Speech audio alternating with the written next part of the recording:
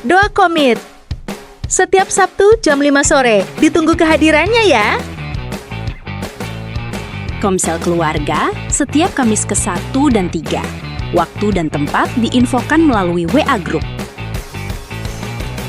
Komsel Prospek. Waktu dan tempat diinfokan melalui grup WA. Diakonia per orang per bulan sebesar Rp5.000. Tamborin untuk latihan waktu dan tempat diinfokan melalui WA Group.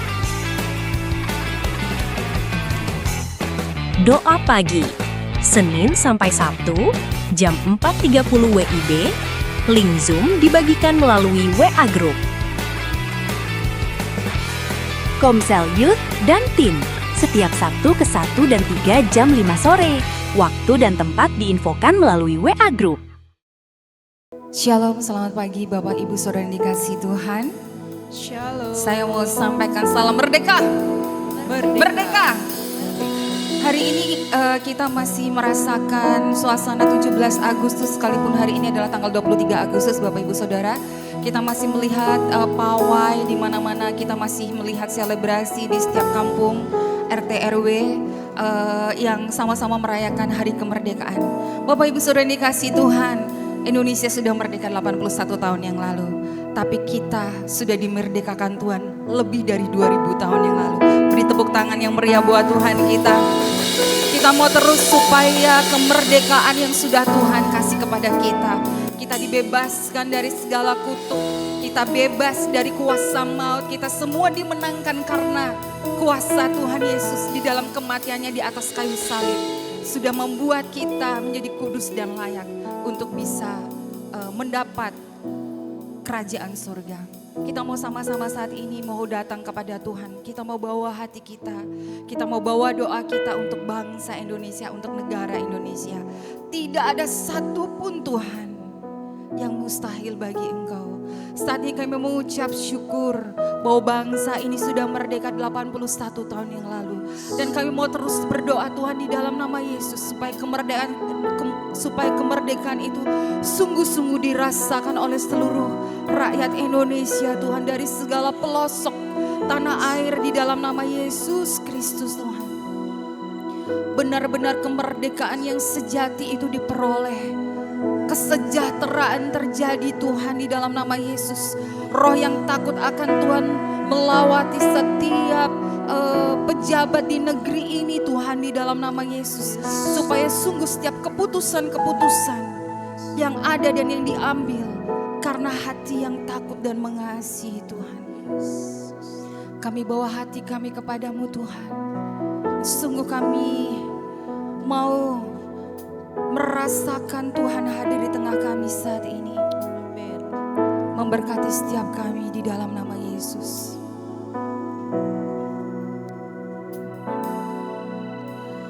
Yesuslah Tuhan yang layak ditinggikan, layak disembah oleh suku-suku bangsa.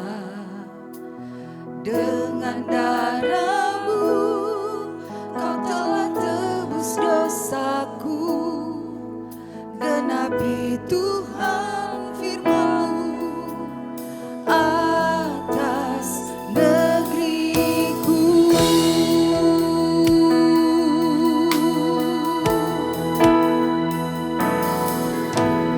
Yesuslah Tuhan yang layak ditinggikan, layak disembah oleh suku-suku bangsa. Amin. Dengan darah-Mu Kau telah tebus dosaku, genapi Tuhan firman-Mu atas negeriku. Hatiku rindu melihat kemuliaan-Mu. Hatiku rindu melihat curahan kuasa-Mu di tanah tercinta. Kami bawa doa kami kepadamu Tuhan. Bangsa ini bagi kemuliaan Tuhan. Indonesia bagi kemuliaan-Mu. Ya Tuhan, Yesuslah Tuhan yang layak ditinggikan. Kau adalah Allah yang layak disembah.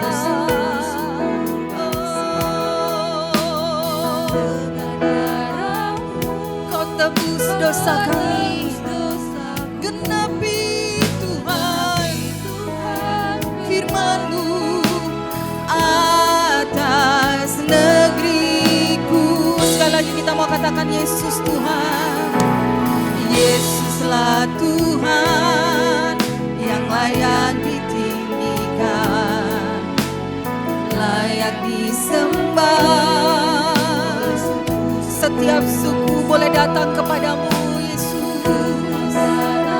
Oh Tuhan, amin. Genapi Tuhan firman-Mu atas negeriku. Hatiku rindu melihat, hatiku rindu melihat. Kami bawa doa kami atas Indonesia Tuhan. Tanah tercinta Indonesia Tuhan. Indonesia, Indonesia, ya Allah kami. Biar Ku nyatakan kemuliaan-Mu, ya Allahku, nyatakan kuasa-Mu di tanah tercinta. Kami berdoa Indonesia penuh kemuliaan-Mu, penuh kemuliaan-Mu. Indonesia bagi kemuliaan-Mu. Hatiku rindu, hatiku rindu melihat kemuliaan. Hati kami rindu tercurah kuasa-Mu.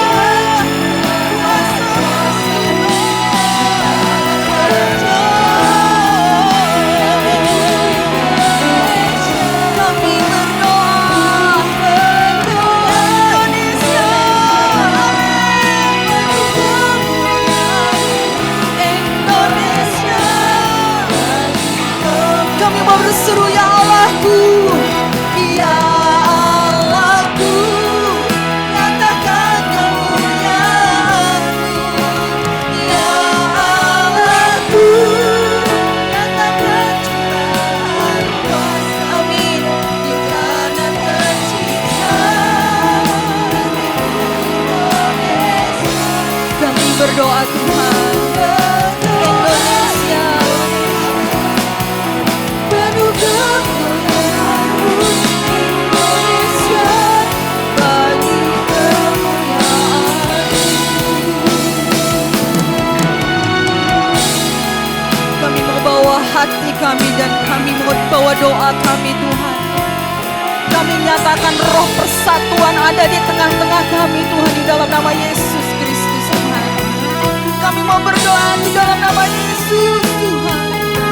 Sungguh Tuhan, Kau boleh pulihkan bangsa kami, Kau bolehkan pulihkan Indonesia Tuhan, supaya bangsa ini boleh mengenal akan Tuhan, supaya bangsa ini boleh mengenal akan Yesus adalah Allah Mesias, adalah Juru Selamat yang satu-satunya, di mana semua orang boleh memperoleh keselamatan daripada-Mu Tuhan. Terima kasih Tuhan.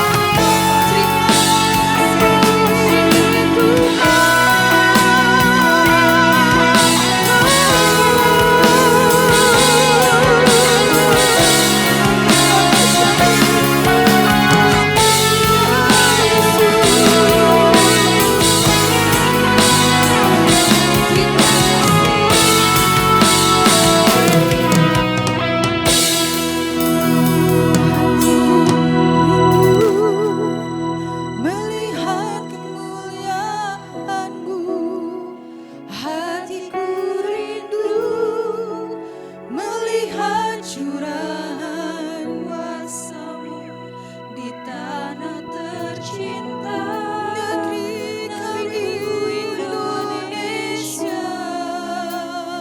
Ku berdoa Indonesia, penuh kemuliaan-Mu Indonesia. Bagi kemuliaan ya Allah kami nyatakan kemuliaan. Amin. Ya Allahku, nyatakan curahan kuasa-Mu di tanah tercinta negeriku Indonesia. Ku berdoa Indonesia penuh kemuliaan-Mu Tuhan. Bagi kemuliaan-Mu Indonesia, bagi kemuliaan-Mu Indonesia, bagi kemuliaan-Mu.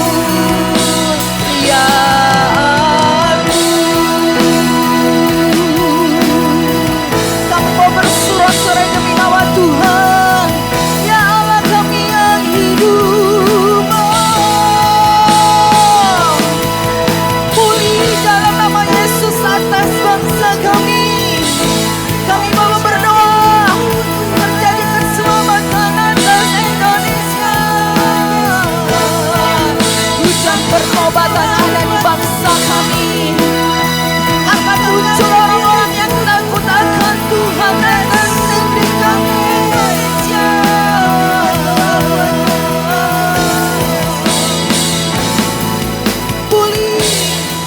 Pulih dalam nama Yesus Tuhan.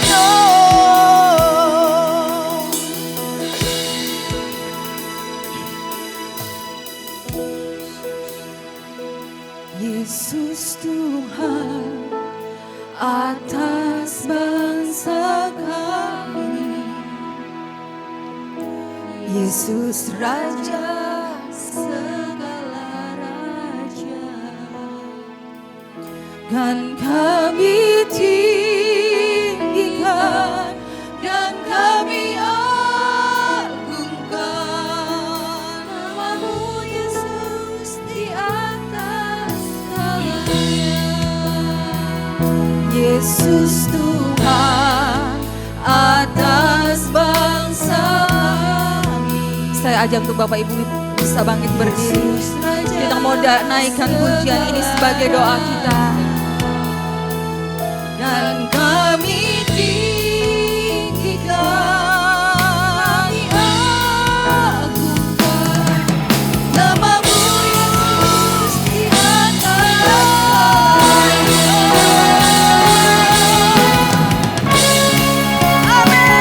Yesus Tuhan atas bangsa, atas Indonesia. Raja-raja segala raja.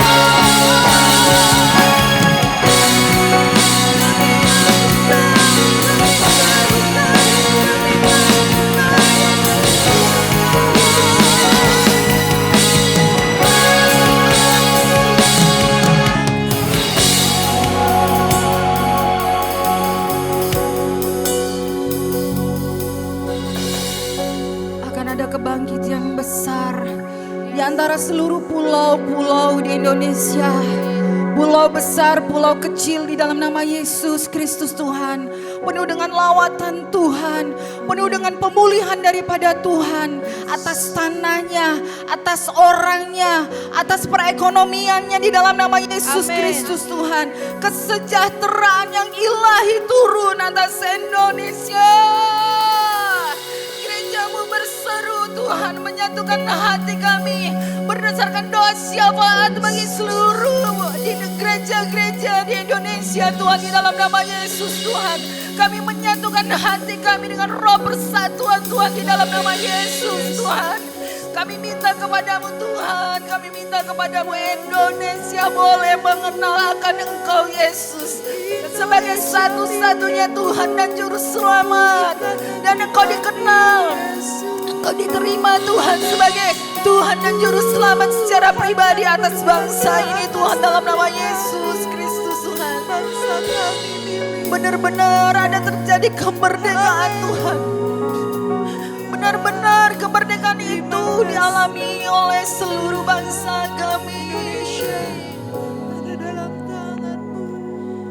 Kemerdekaan sungguh dialami Tuhan.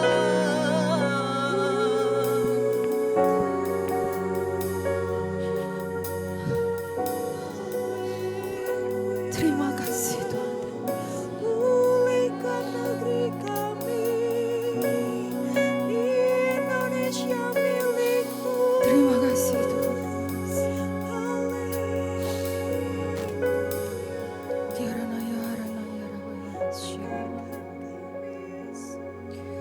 Terima kasih Tuhan, terima kasih.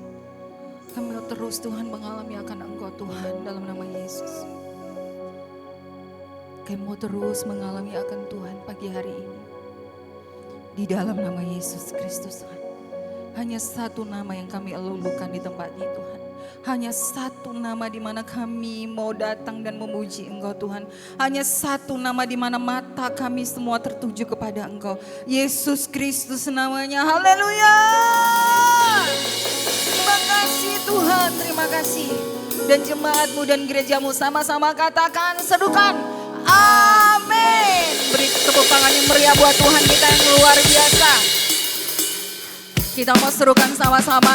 Kita mau puji Tuhan dengan dangdut dan kecapi.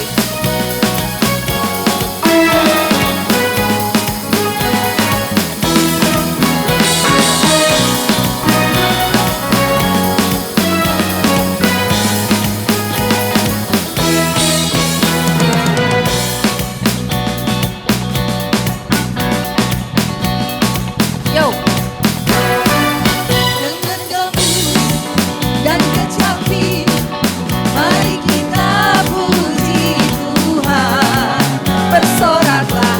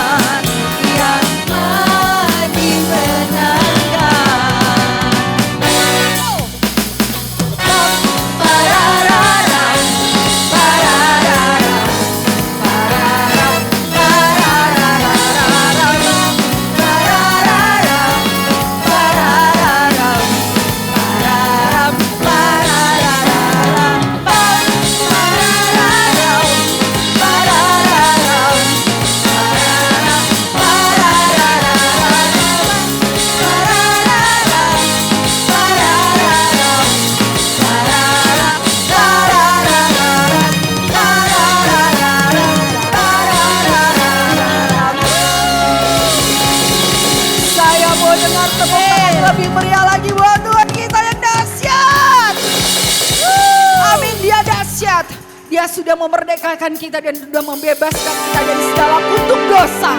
Dengan kuasanya di atas kayu salib, Tuhan sudah menjamin kemenangan atas kita semua. Serukan haleluya.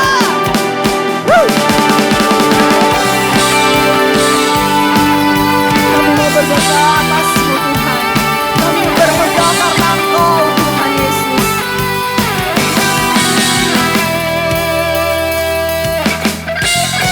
Kuasa Maut telah dikalahkan. Amin. Oleh darah Anak Domba Allah, semua musuh telah ditaklukkan. Amin. Oleh kebangkitan Tuhan kita. Amin. Kuasa maut telah dikalahkan oleh darah Anak Domba Allah. Serukan.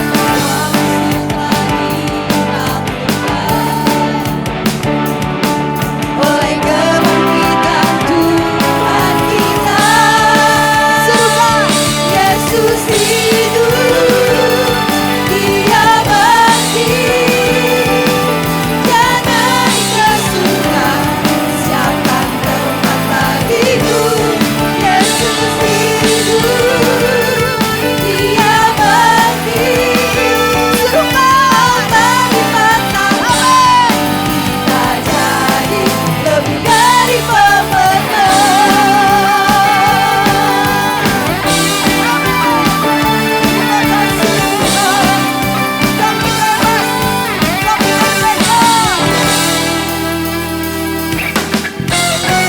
Kuasa maut telah dikalahkan oleh darah Anak Domba Allah. Semua musuh telah ditaklukkan. Amin. Oleh kebangkitan Tuhan kita. Yesus hidup, Dia bangkit, Dia naik ke surga, siapkan tempat bagiku.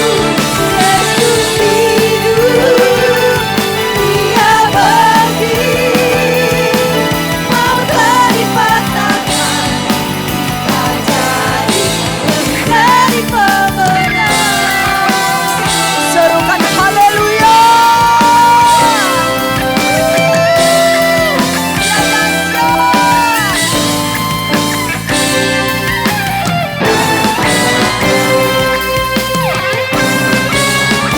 Sama-sama. Yesus hidup. Serukan. Dia bangkit, Dia naik ke surga, siapkan tempat bagi kita semua. Bagiku. Yesus hidup. Amin. Dia bangkit, maut telah dipatahkan, kita jadi lebih dari pemenang. Yesus hidup, Dia bangkit, Dia naik ke surga, siapkan tempat bagiku. Yesus hidup, Dia bangkit, maut telah dipatahkan, kita jadi lebih dari pemenang. Saya jadi lebih dari pemenang. Sekali lagi, yo! Saya jadi lebih dari pemenang.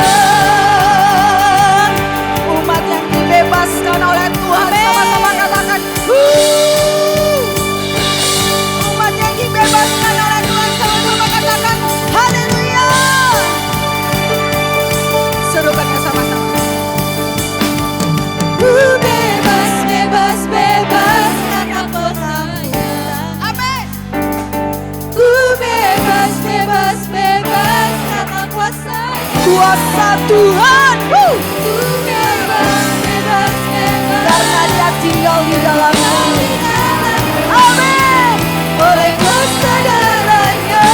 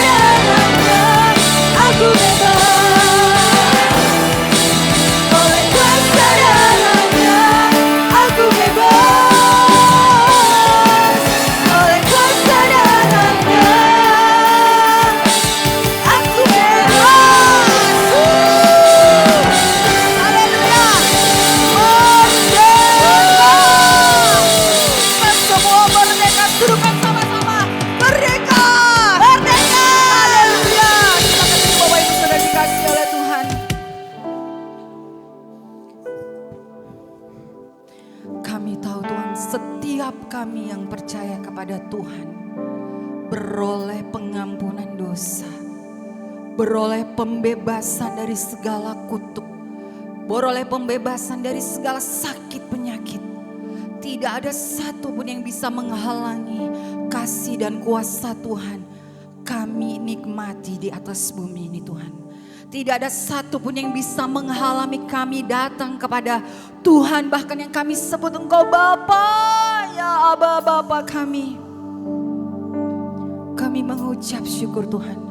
Kami boleh persekutuan yang intim dengan Roh-Mu sendiri.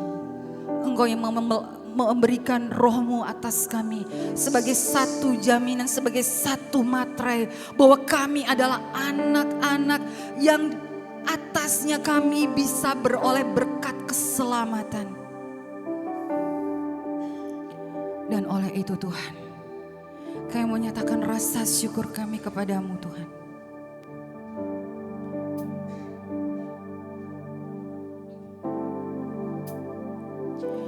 Dalam Kristus ku berikan kemuliaan atas kemenanganku. Sungguh ku terpesona akan kekuatan dan kuasa-Mu. Oh, tak dapat ku mengukurnya, namun semuanya tak dapat melampaui anugerah-Mu yang ku terima.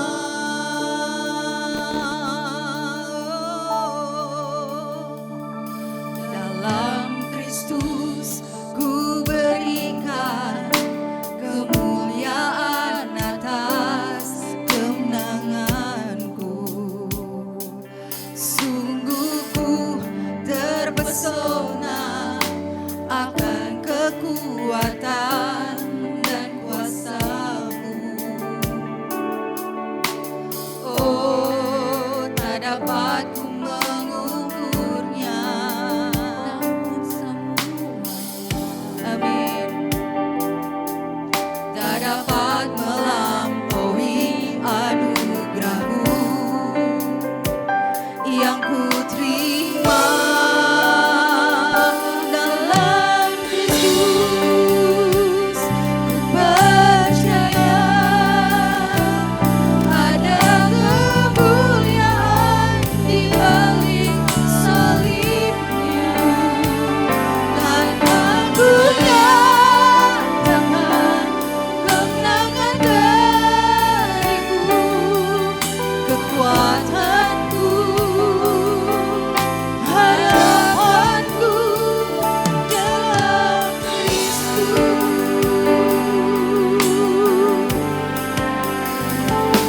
Dalam Kristus ku berikan kemuliaan atas kemenanganku. Sungguh ku terpesona akan kekuatan dan kuasa-Mu. Oh, tak dapat ku mengukurnya, namun semuanya tak dapat melampaui anugerah-Mu yang ku terima. Dalam Kristus ku percaya ada kemuliaan di balik salibnya, dan aku nyatakan kemenangan dariku, kekuatanku, harapanku dalam Kristus. Ku percaya ada kemuliaan di balik salibnya, aku nyatakan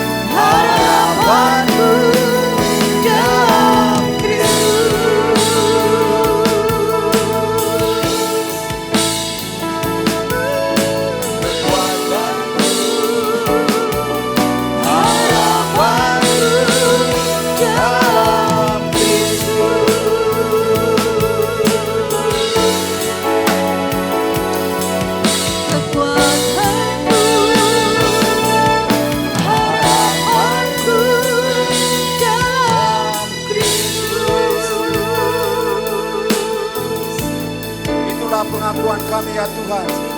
Engkaulah kekuatan kami, harapan kami. Tanpa Tuhan kami tidak bisa berbuat apa-apa. Kami tahu Tuhan, oleh karena kasih-Mu kami bisa ada sebagaimana ada sekarang ini. Engkau sungguh mengasihi kami ya Tuhan. Ya Tuhan. Oleh darah-Mu yang begitu berharga, Engkau memerdekakan kami, melepaskan kami dari kuasa si jahat, kuasa kegelapan. Kini kami merdeka, mendapatkan keselamatan yang daripada Tuhan. Ya Tuhan. Segala dosa-dosa kami Tuhan, Engkau sudah tanggung di kayu salib. Ya Tuhan. Segala kelemahan kami, sakit penyakit kami Tuhan, Engkau sudah tanggung di kayu salib. Oleh bilur-bilur-Mu Tuhan, kami sudah sembuh. Amin. Berbicaralah Engkau kepada kami pribadi lepas pribadi. Roh Kudus berbicara saat ini, bekerja mengalir, sehingga kami bisa mengerti akan firman Tuhan. Firman Tuhan termeterai dalam hati kami, bertumbuh, berbuah, dan hidup kami menjadi berkat. Kami tidak izinkan si jahat untuk mencuri daripada firman Tuhan, tetapi Roh Kudus bekerja di tempat ini, dan kami usir, kami tolak segala kuasa-kuasa kegelapan dari tempat ini, dan Roh Kudus bebas bekerja di tempat ini, dan kami bisa mengerti akan firman Tuhan. Di dalam nama Yesus kami akan mendengarkan firman Tuhan. Haleluya. Amin. Amin. Baik, Salam. Ada sukacita. Oh, baik, sebelum kita mendengarkan firman Tuhan, kita akan mendoakan anak-anak. Saya minta untuk maju ke depan.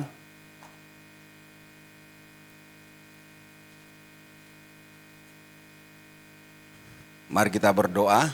Arahkan tanganmu kepada anak-anak ini. Kami bersyukur Tuhan jika pada pagi ini kami bisa datang kepada Tuhan. Dan pagi ini kami berdoa buat anak-anak kami ya Tuhan.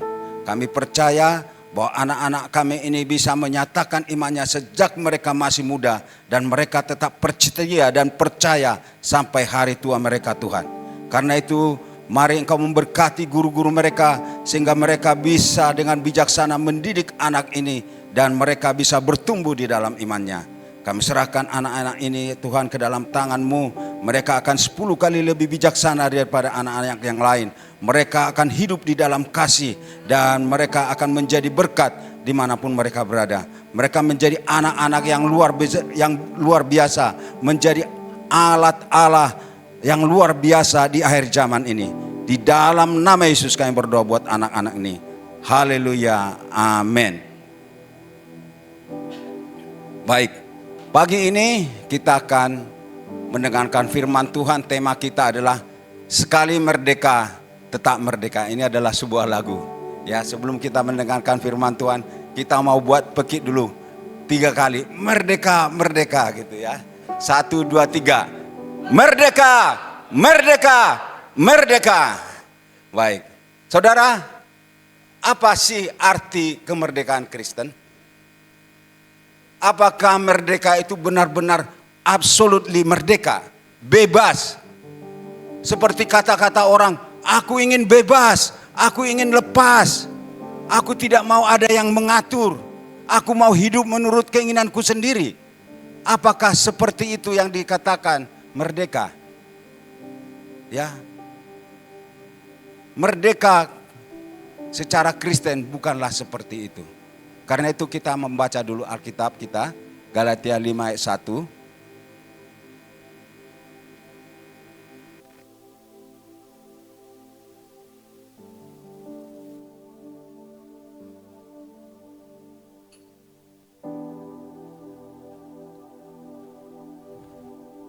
Saya akan bacakan bagi kita. Supaya kita sungguh-sungguh merdeka, Kristus telah memerdekakan kita. Karena itu berdirilah teguh dan jangan mau lagi dikenakan kuk perhambaan. Kita akan baca Yohanes 8 ayat 36.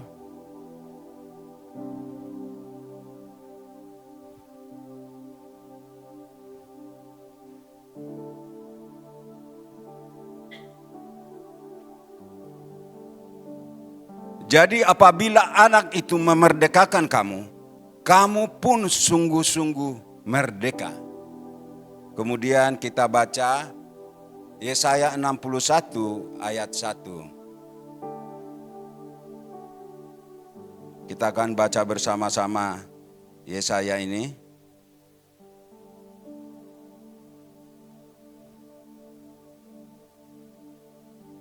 Yesaya 61 ayat 1. Ya, kita baca bersama-sama.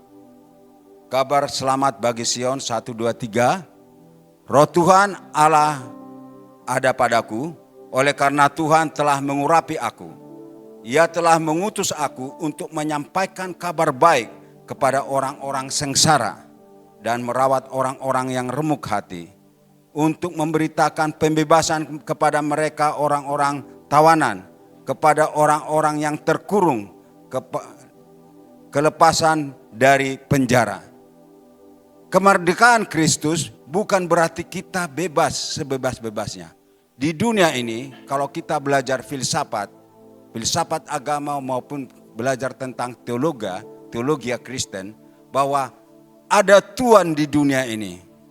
Kita tidak pernah lepas dari dua Tuhan ini, yaitu setan dan Tuhan. Ketika engkau tidak mengikut Tuhan, itu berarti engkau bertuhankan si jahat. Engkau menjadi hamba dosa. Tapi ketika engkau bertuhankan Tuhan, Kristus, engkau adalah hamba kebenaran, bukan hamba dosa. Jadi kemerdekaan yang dimiliki oleh Kristen itu berbeda dengan kemerdekaan yang kita miliki saat ini. Kita merdeka oleh karena usaha kita. Indonesia merdeka bukan karena diberikan, tapi ada perjuangan di sana. Kemerdekaan Kristen itu bukanlah usaha manusia, tetapi inisiatif Allah. Itu adalah usaha Allah sendiri. Karena manusia tidak bisa memerdekakan dirinya. Oleh karena kita semua ditawan, terbelenggu, dirantai, atau dikurung. Dapatkah orang di dalam kurungan, di dalam penjara melepaskan dirinya? Atau orang yang terrantai? Tidak akan mungkin. Harus ada orang yang keluar yang melepaskan itu. Saudara, kita mau lihat latar belakang atau dasar teologianya next.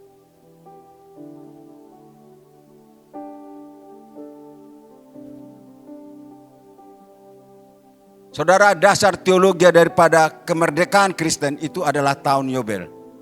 Ada tahun yang ketujuh di mana ketika engkau memiliki tanah, kau beli dari orang lain, engkau harus melepaskan tanah itu kepada orang pemilik lamanya. Kenapa? Alkitab katakan bahwa pemilik tanah itu adalah Allah. Coba, siapa di dunia ini manusia yang bisa membawa tanahnya? Sama ya. Dia mati sudah, dia meninggalkan.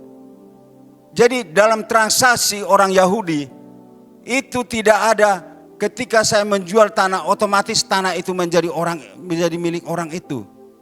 Nanti tahun ke-7 saya harus melepaskan itu.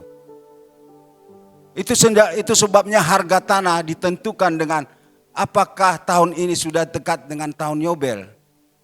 Ya. Dan budak pun dilepaskan di sana.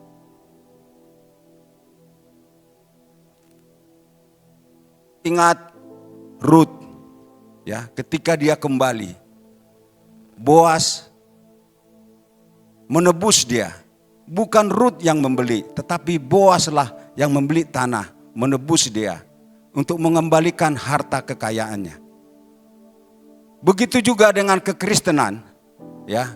Kekristenan itu bukan kemerdekaan kita, bukan karena usaha kita sendiri, tetapi Allah yang berinisiatif untuk menebus kita, menyelamatkan kita. Penebusan di sini, ya, konsep penebusan di sini, kita adalah orang-orang tawanan. Dikatakan tadi untuk membebaskan orang dalam tawanan, ya, orang yang terkurung, orang-orang yang terpenjara.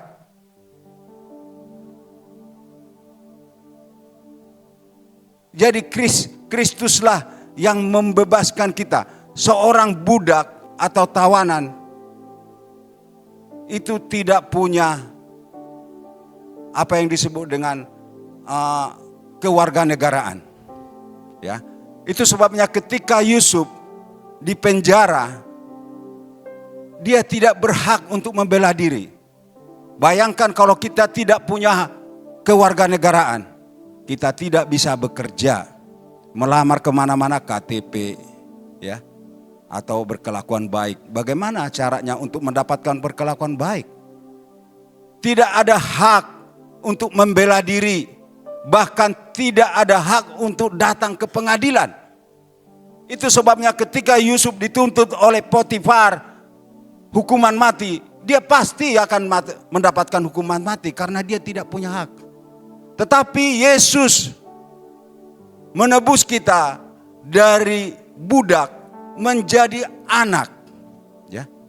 Bukan dengan usaha berperang, tetapi Yesus mengorbankan dirinya, ya. Memberikan nyawanya. Dia menggantikan kita, dia menjadi tawanan kita untuk bisa kita lepas. Dia melepaskan kita. Jadi itulah menunjukkan bahwa kemerdekaan Kristus, kemerdekaan Kristen itu harganya sangat mahal. Dan kita harus bersyukur karena itu bukan karena usaha kita, tetapi oleh karena anugerah Tuhan. Yesus mau datang ke dunia ini, ya, memberikan pengharapan dengan ajaran-ajarannya, dan dia harus menderita dan mati di kayu salib untuk kita bisa merdeka, untuk kita bisa bebas. Kemerdekaan yang diberikan Tuhan itu adalah sekali untuk selamanya. Di dalam Ibrani 10 ayat 10 dikatakan bahwa korban penebusan itu, korban penyucian itu sekali untuk selama-lamanya. Tidak ada lagi Yesus harus mati 2 kali untuk saudara dan saya. Itu sebabnya kita merdeka, merdeka sekali untuk selama-lamanya. Sekali merdeka, tetap merdeka, amin. Jadi ketika kita dikatakan merdeka, saya pertanyaan kita saat ini, apakah kita benar-benar merdeka? Ada satu kasus kemarin di Jawa Barat.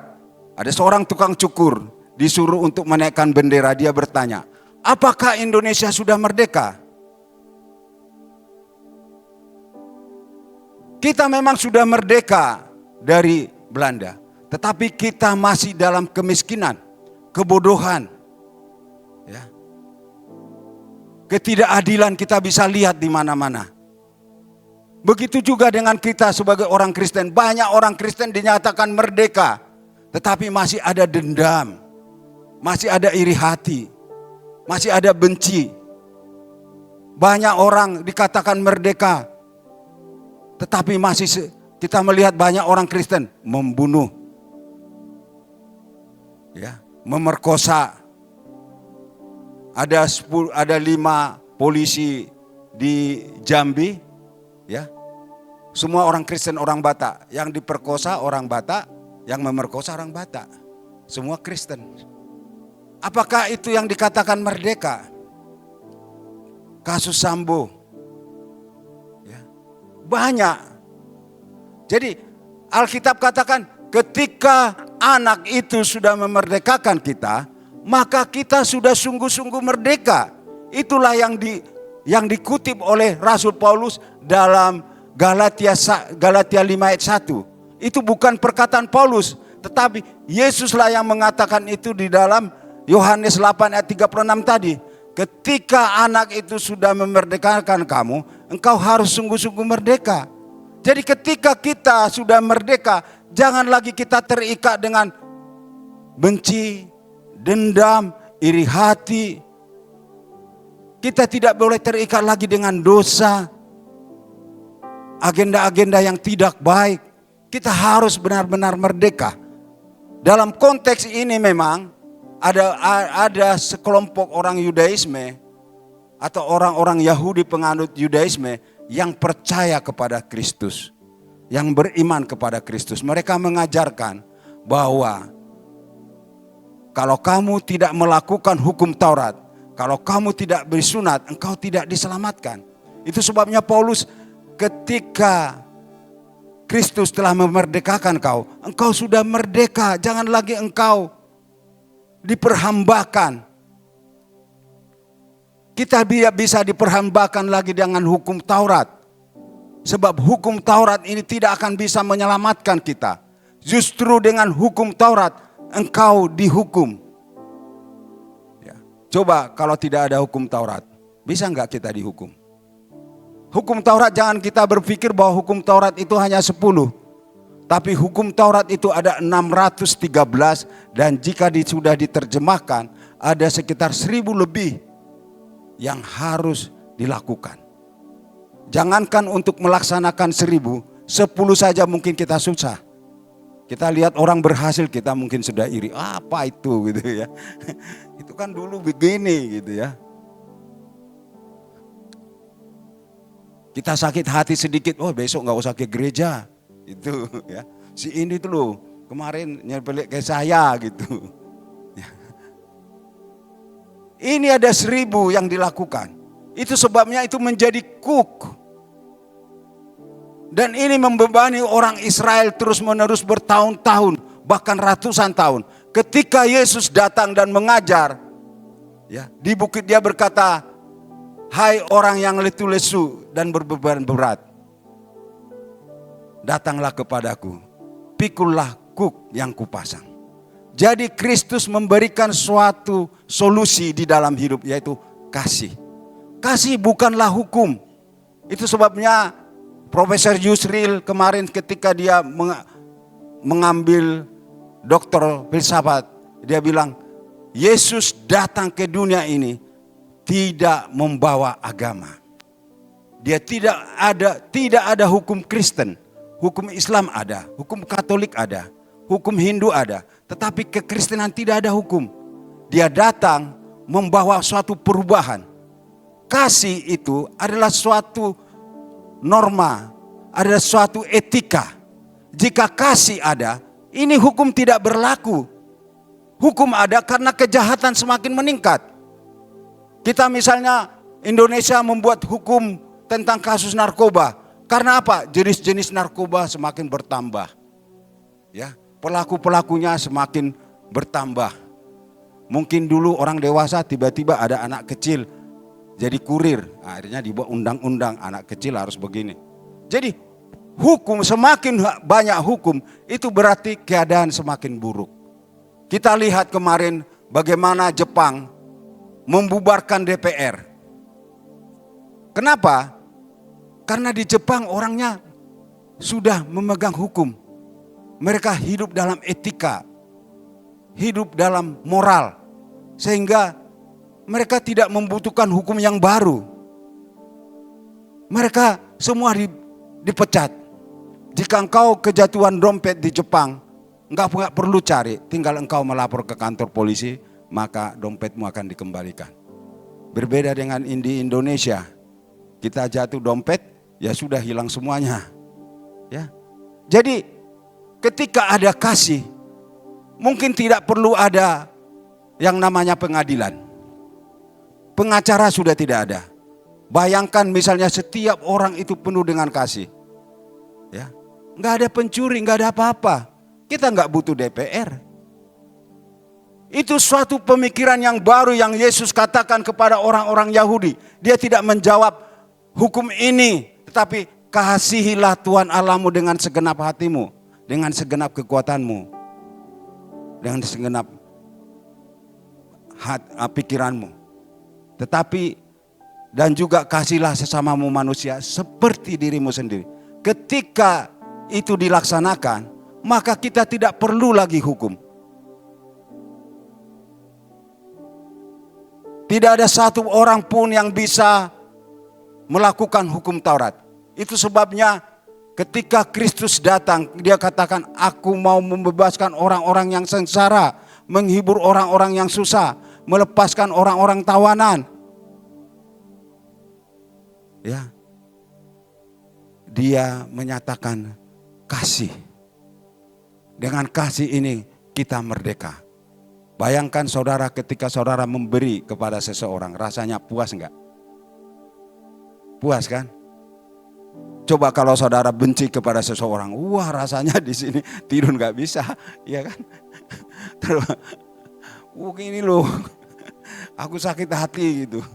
Tapi ketika kita bisa tersenyum memberi seseorang, kita merdeka, kita bebas.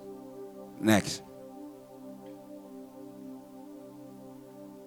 Jadi kemerdekaan Kristen bukanlah ketidakadaan Tuhan, tetapi pergantian Tuhan.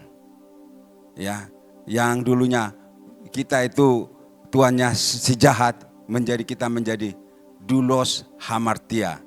Ya. Tapi kita menjadi artinya hamba dosa.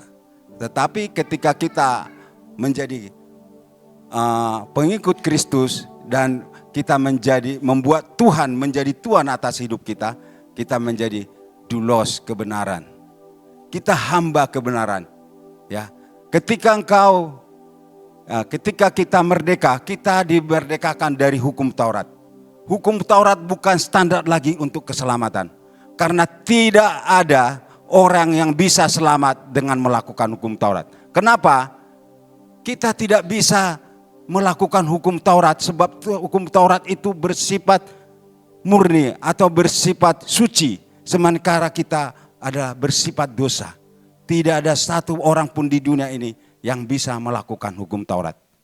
Itu sebabnya Kristus datang agar kita bisa diselamatkan oleh karena anugerah dan kasih Tuhan. Ya. Jadi kita dibebaskan dari hukum Taurat. Bukan berarti hukum Taurat tidak ada. Karena hukum Taurat itu adalah standar untuk kita bisa dihakimi. Tetapi hukum Taurat tidak lagi syarat untuk kita diselamatkan. Yang kedua adalah kita bebas dari kuasa dosa. Banyak orang ingin berbuat baik. Banyak orang ingin melayani Tuhan. Banyak orang ingin menolong orang lain. Tetapi ada kuasa dosa yang menghalangi dia. Sehingga dia tidak bisa melayani dengan sungguh-sungguh. Sehingga dia tidak bisa mengikut Tuhan. Paulus berkata, aku tahu yang baik. Tetapi aku tidak bisa melakukannya. Justru yang sebaliknya yang aku lakukan. Ada banyak orang yang terlibat narkoba. Ada banyak orang terlibat korupsi. Terlibat kejahatan. Mereka tidak bisa lepas. Kalau ditanya, mereka sadar. Bahkan orang-orang yang kedapatan korupsi itu mendengungkan. Jangan korupsi. Korupsi akan begini. Korupsi akan begitu. Teddy Minahasa. Kita sebagai polisi harus jadi teladan. Teddy, bintang itu di atas menerangi. Tapi faktanya apa? Kenapa? Karena terikat dengan dosa. Dia tahu yang baik. Tetapi dia tidak melakukannya. Tetapi ketika Kristus memerdekakan kita, kita dimerdekakan dari kuasa dosa. Amin. Kita bisa bebas melayani Tuhan. Kita bisa bebas berbuat baik. Ya. Kita bebas dari hukum kutuk. Hukum kutuk maut dan kutuk kuasa dosa. Kita terkutuk, kita harus mati. Yesus katakan ya bahwa ketika kita dimerdekakan, kita dikuduskan, kemudian kita diselamatkan, kita dibebaskan dari hukum dosa. When Jesus said you pray, Jesus, He also took away your death sentence. Took away your death sentence artinya mengambil alih hukuman dosa kita.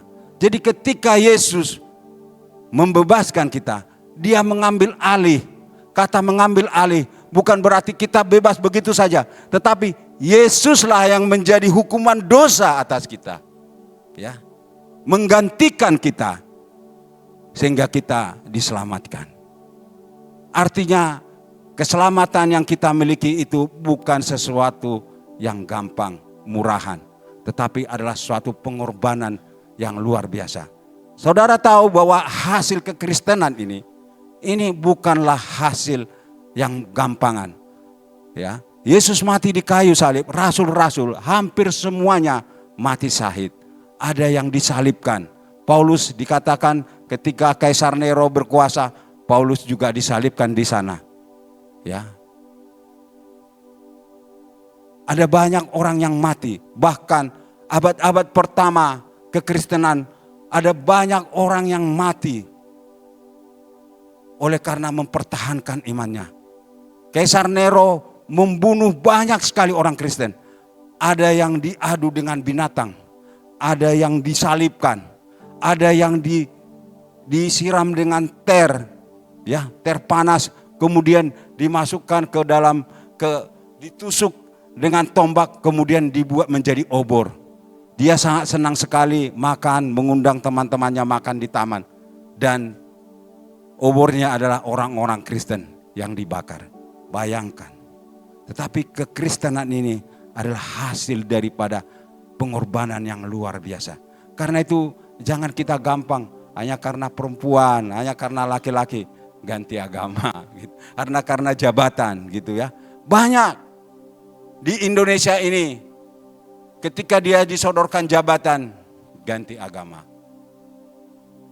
Hanya karena mendapatkan wanita pasangan hidup yang mungkin anak pejabat ganti agama.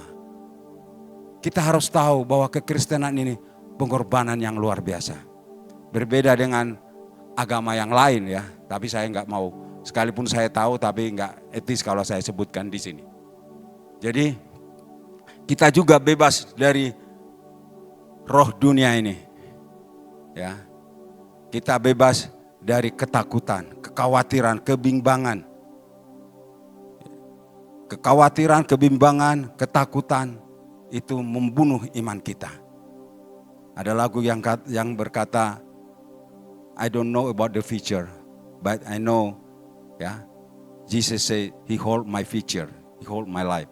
Ya, kita tidak tahu about the future tentang atau tomorrow gitu, hari esok. Tetapi yang kita tahu bahwa Tuhan memegang hidup kita. Dia Allah yang setia yang tidak pernah meninggalkan kita. Jadi dengan kita merdeka, kita bebas untuk melayani. Kita bebas untuk mengasihi. Itulah kemerdekaan Kristus. Next. Apa sih maknanya bagi kita?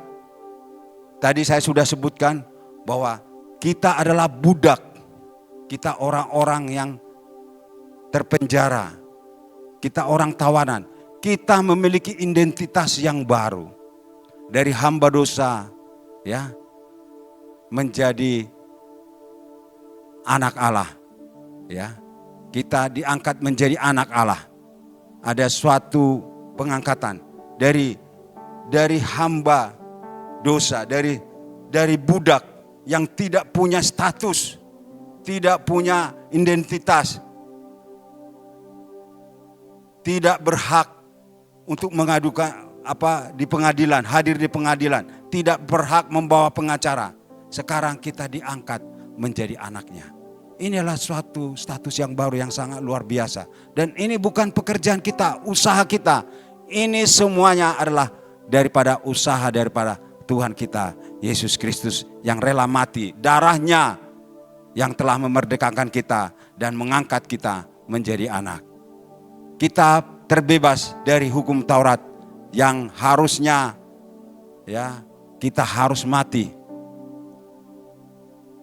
Saya sering mendengar agama lain bilang, setiap apa ada dalilnya, apapun ada dalilnya. Ya, saudara mau hidup, mau ini harus itu, mau keluar rumah harus baca doa ini, mau ini, enggak, kita merdeka. Tuhan tidak memberikan kita dalil-dalil hukum-hukum, tidak. Tuhan ingin kita hidup di dalam kasih. Kita bisa mengasihi, bebas mengasihi Allah dan bebas mengasihi sesama kita. Ya, kita terlepas dari hukum Taurat yang sangat membelenggu kita. Bayangkan misalnya kalau setiap hari kita harus melakukan 1000 hukum setiap hari. Bisa enggak? Siapa di sini yang bisa melakukan 10 hukum Taurat secara sempurna? Saya mau tanya dulu. Enggak ada kan? Jadi dengan kasih Kristus kita bebas dari hukum Taurat yang menjadi standar keselamatan. Jadi keselamatan ini bukan usaha kita, tetapi karena anugerah Tuhan dengan pengorbanannya di kayu salib, kita memiliki kuasa untuk bisa hidup kudus. Ya, saya tadi sudah katakan ada banyak orang ingin hidup benar, tetapi dia tidak bisa. Jadi ketika engkau dimerdekakan, engkau bisa berkata tidak kepada dosa. Engkau hidupmu menjadi kudus, engkau bebas untuk melayani, hidup di dalam kebenaran. Engkau bisa mengasihi sesama, engkau bisa mengampuni, engkau bisa peduli terhadap lain, engkau bisa memperhatikan orang lain. Next.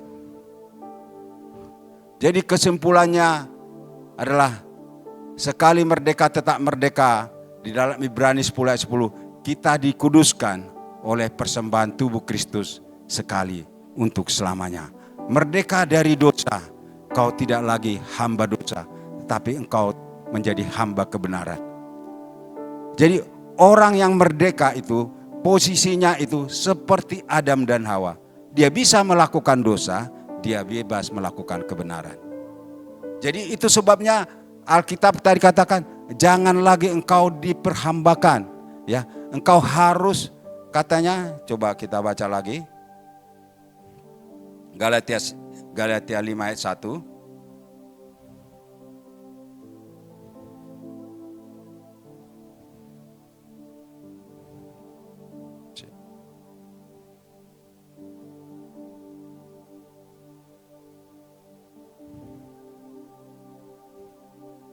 Karena itu berdirilah teguh dan jangan mau lagi dikenakan kuk perhambaan. Kata berdirilah teguh artinya kemerdekaan yang kita dapat itu harus diisi dengan tindakan yang benar. Bukan dengan santai-santai, dengan tidur-tiduran. Tetapi kita harus diproses sesuatu yang dinamis. Ya, itu adalah sesuatu yang dinamis. Berdiri yang teguh itu digambarkan sebagai seorang tentara, siap-siap.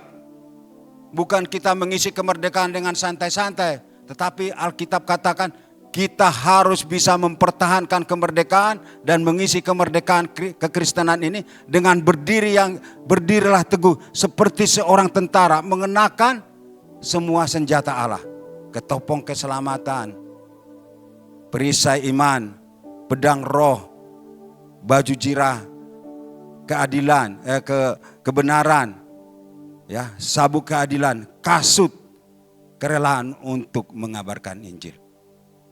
Jadi kita harus berdiri teguh bukan dengan santai-santai. Jika engkau santai-santai, engkau akan terseret. Ada banyak orang, dulu ada seorang dukun santet, dia sudah khotbah di mana-mana, ya, tapi kembali lagi jadi dukun santet. Ada polo, bersaksi di mana-mana, tiba-tiba tertangkap lagi narkoba lagi. Kenapa? Karena dia tidak berdiri teguh. Dia tidak mengisi kemerdekaan Kristen dengan imannya, dengan iman yang dinamis. Jadi kita harus berdiri teguh, jangan santai-santai. Ya, kita harus bisa mempertahankan iman kita.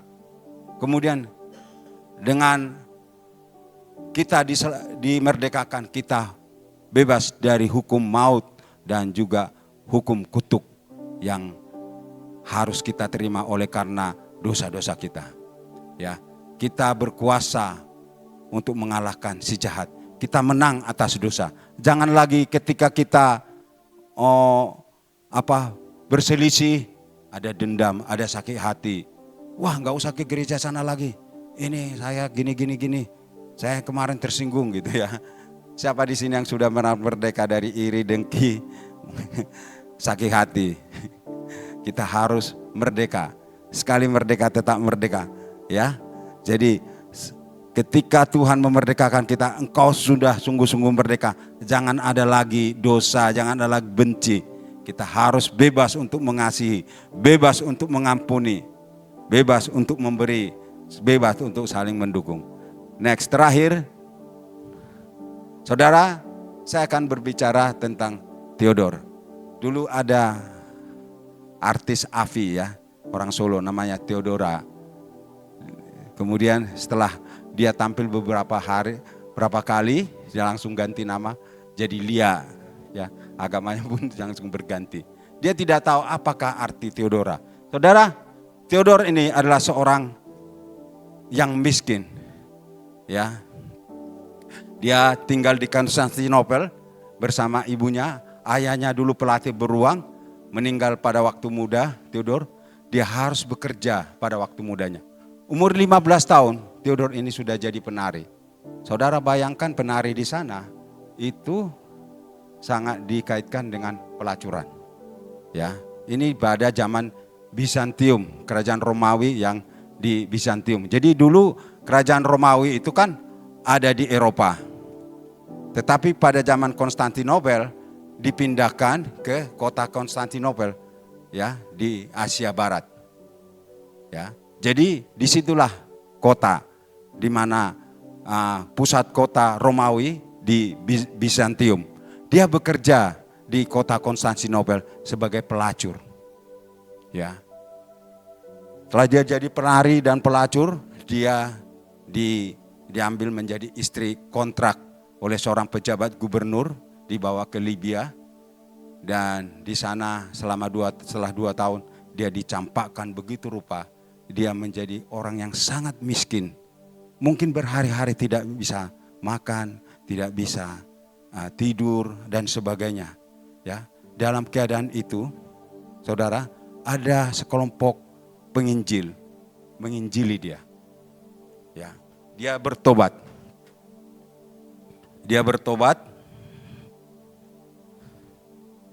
Saudara, ketika dia bertobat, dia mulai belajar memintal kain.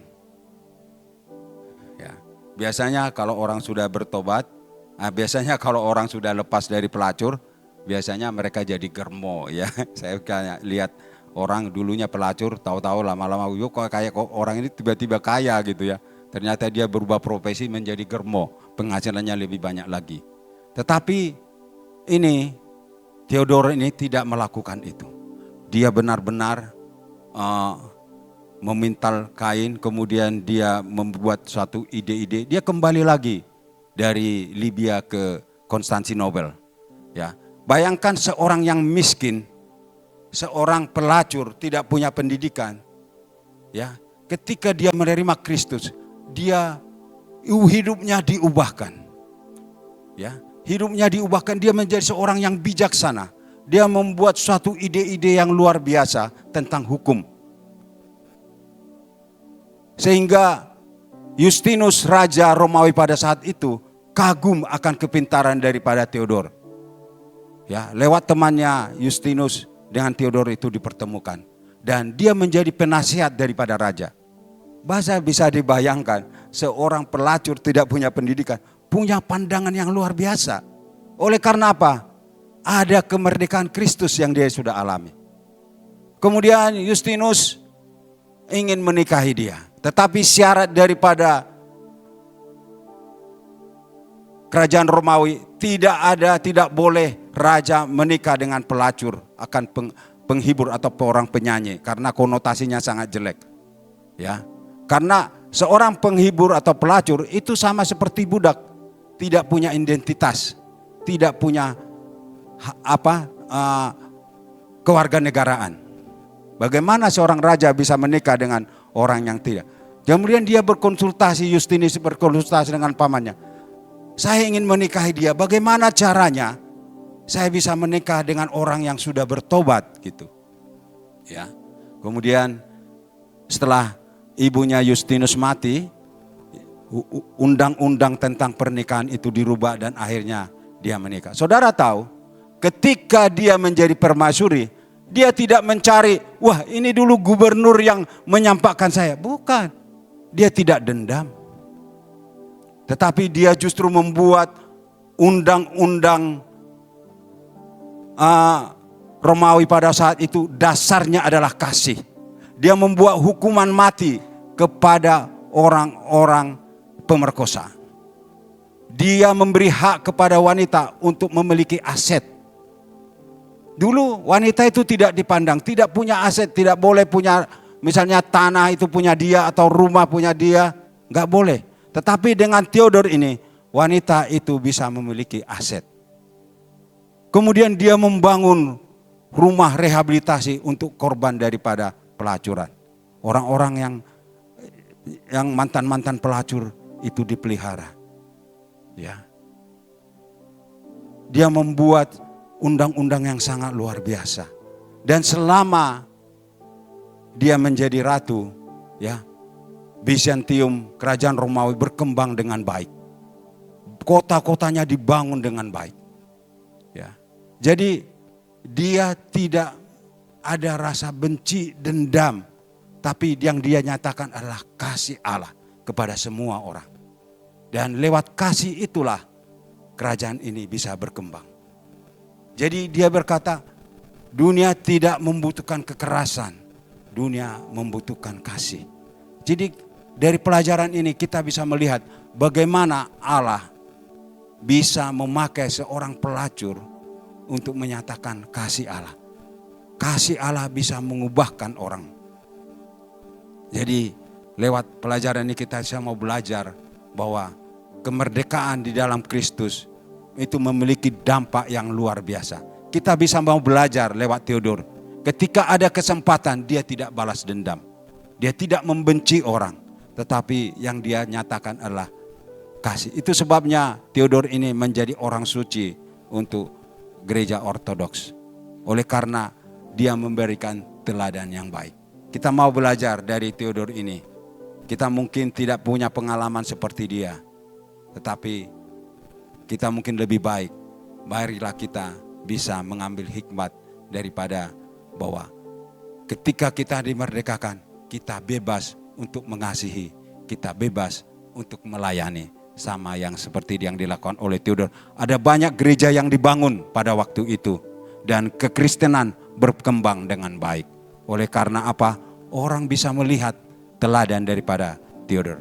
Mari kita bangkit berdiri.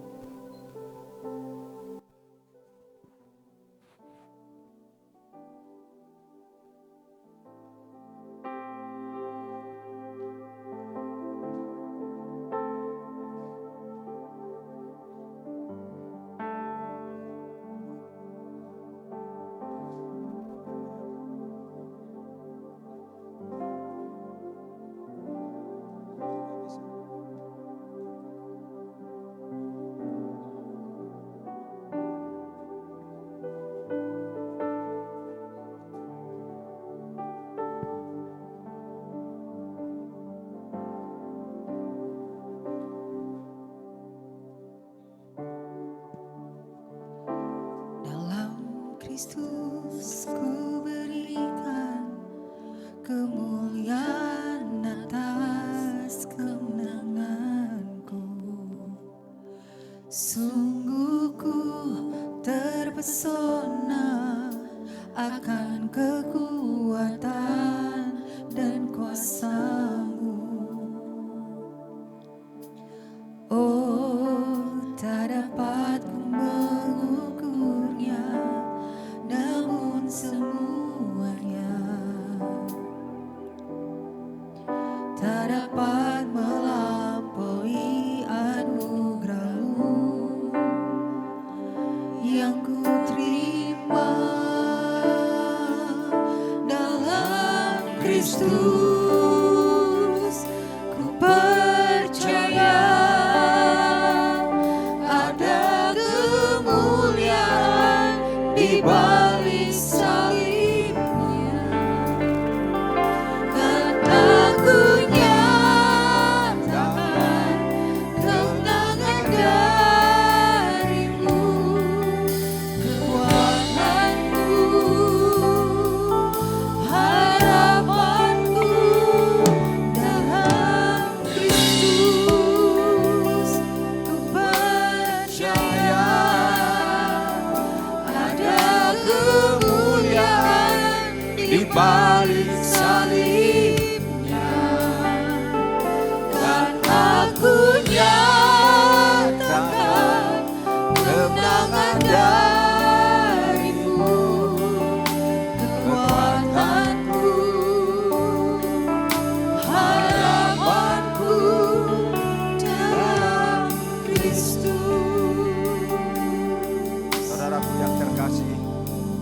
keselamatan yang kita miliki saat ini bukan karena perbuatan kita, bukan karena usaha kita, tapi semata-mata oleh karena inisiatif Allah, oleh karena anugerah Allah, oleh karena kasih Allah yang begitu besar.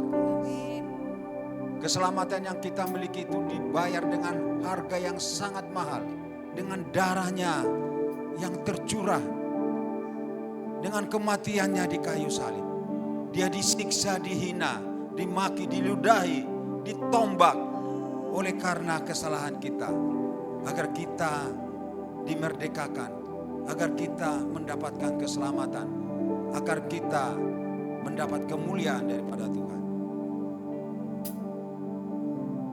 Apakah balasan kita kepada Tuhan yang begitu besar? Apakah kita menganggap enteng keselamatan ini? Apakah respon kita kepada keselamatan, kepada kemerdekaan yang Tuhan sudah berikan kepada kita? Firman Tuhan berkata, engkau harus berdirilah teguh. Engkau harus berdiri. Kita harus seperti tentara yang siap sedia mengisi kemerdekaan ini dengan kasih, dengan sungguh-sungguh mengikut Tuhan, dengan sungguh-sungguh menyerahkan hidup kita kepada Tuhan. Tidak ada ruginya engkau menyerahkan dirimu kepada Tuhan. Justru ketika engkau surrender, berserah kepada Tuhan, engkau akan melihat tangan Tuhan akan turun kepadamu, memberikan, memberkati engkau, memberikan kekuatan baru kepadamu. Engkau akan mengalami mujizat demi mujizat di dalam hidupmu. Engkau masih terikat akan dosa, masih ada benci, dendam, dengki. Alkitab katakan, engkau sudah sungguh-sungguh merdeka. Jangan lagi kita diperhambakan dengan rasa sakit hati, benci, dengki, iri. Kita mau benar-benar bebas merdeka. Biarlah kita merdeka untuk mengasihi orang lain, mendukung orang lain, menopang orang lain, melayani Tuhan, bebas untuk melayani tanpa ada tantangan, rintangan. Terima kasih Tuhan untuk pagi ini. Biarlah kami sungguh-sungguh merdeka di dalam Kristus. Kami tidak mau lagi diperhambakan oleh dunia ini.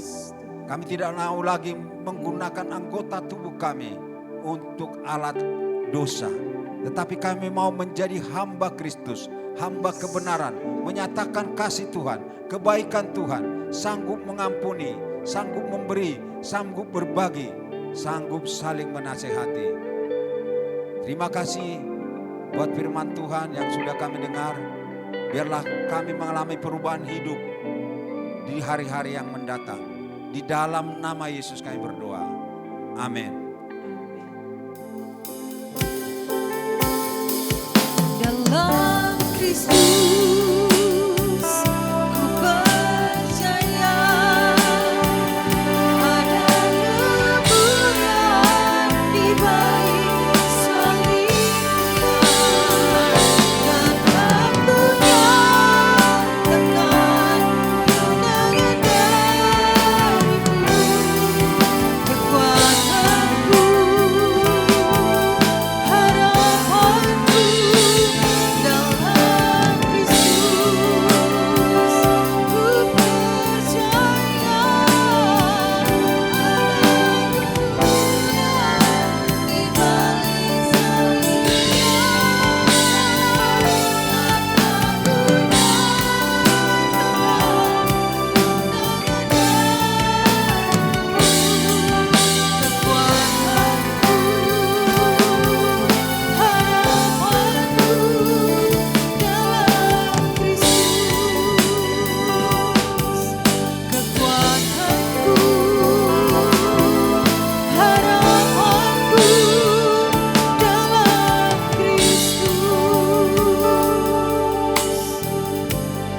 Terima kasih Tuhan, terima kasih. Pagi hari ini kami beroleh berkat daripada Tuhan, kebenaran-Mu Tuhan, yang memerdekakan setiap kami untuk kami memperoleh pengetahuan yang benar Tuhan.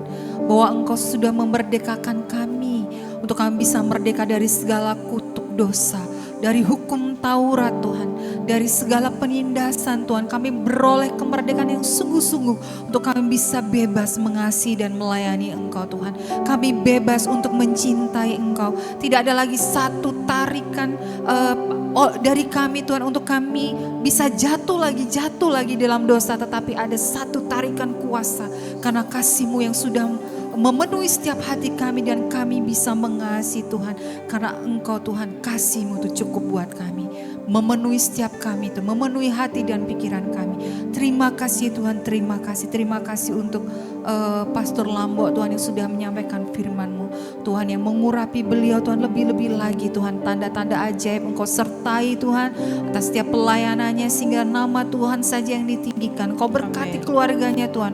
Kau berkati istrinya, Kau berkati anak-anaknya Tuhan.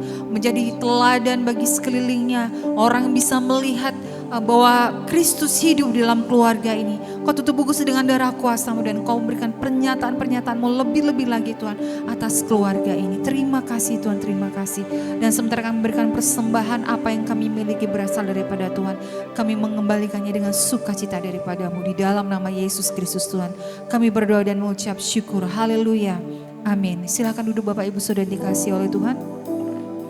Kita mau siapkan persembahan. Kita ada 2 kali persembahan Bapak Ibu Saudara. Yang persembahan pertama adalah persembahan syukur, persembahan mingguan, persembahan perpuluhan mungkin.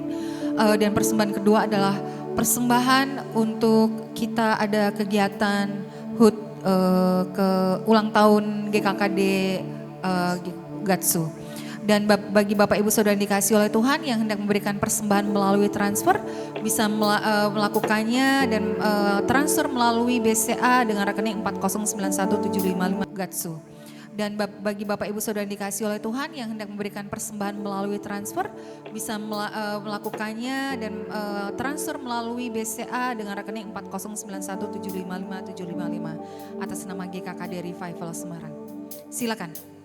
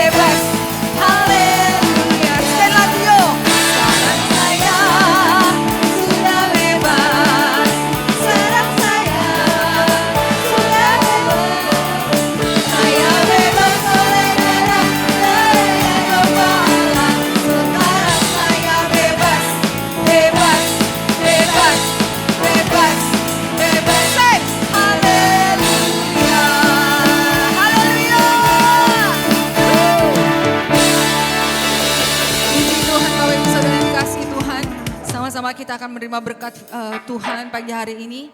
Kita mau puji Tuhan, layaklah segala bangsa sujud menyembah Tuhan.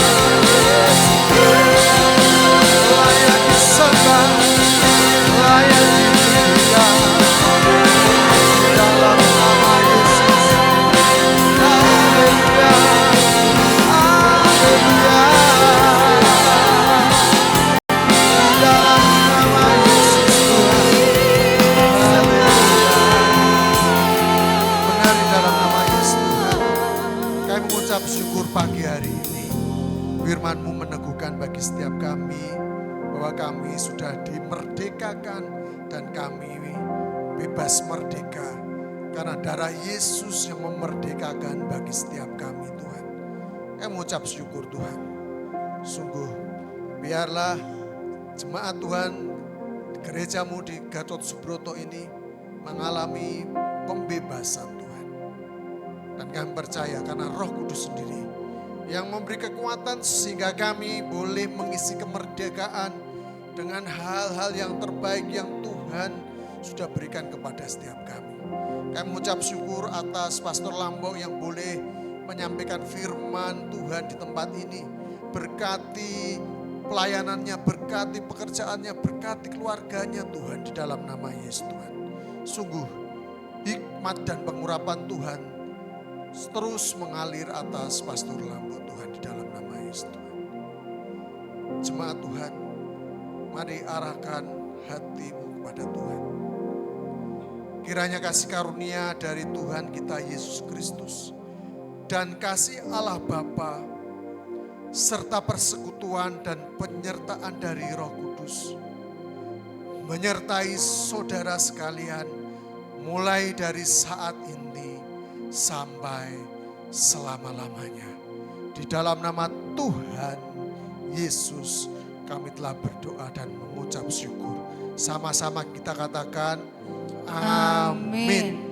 Silakan duduk kembali Bapak Ibu yang kasih Tuhan. Terima kasih Pastor Lambo yang sudah menyampaikan firman Tuhan bagi jemaat di Gatsu. Silakan. Baik Bapak Ibu sudah